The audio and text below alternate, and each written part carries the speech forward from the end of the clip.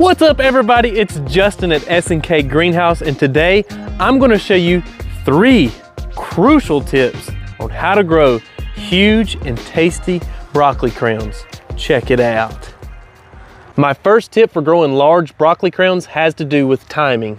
Broccoli is a cool season vegetable, and if you're trying to grow broccoli, especially later on as it's maturing with temperatures above 85 degrees, it's going to be likely to bolt. Bolting is when a plant starts to flower. You see, a broccoli head is made up of thousands of little tiny buds, and these buds will eventually open up and flower, and you want to harvest the head before that because it'll really affect the eating and storage of your broccoli crown. The broccoli I'm growing right here is called Castle Dome. It's a 50-day broccoli.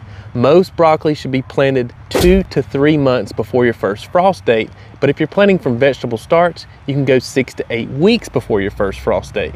I planted this broccoli back in September, and we're now nearing the end of October here in Shelby, North Carolina, Zone 7B. Last week, we actually had 3 frosts in a row, and I didn't even cover this broccoli because broccoli can withstand a light frost. But if temperatures would have been dropping down in the mid-20s or even teens, I definitely would have covered them by throwing a sheet or some other form of coverage over the top. My second tip for you, and this one is absolutely crucial, is to provide your broccoli plants with plenty of nitrogen. Broccoli plants are heavy feeders, and it takes a lot of food to get these humongous stalks to grow and produce a head. I mean, just look at this. I can barely get my hand around them. Now, what always works for me is to start them off in something like an aged manure or mushroom compost. This year, what I actually did was I used a potting soil from Daddy Pete's that contained high-end ingredients like worm castings.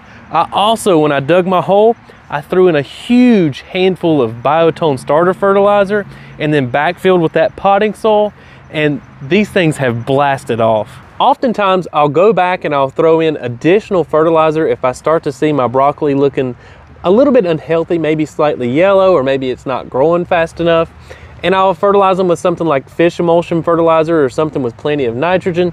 But this year I got my soil rich enough, I've not had to do a thing. My third and final tip has to do with watering. For the first 6 weeks this broccoli was planted, I gave it water. And not just a baby amount of water either.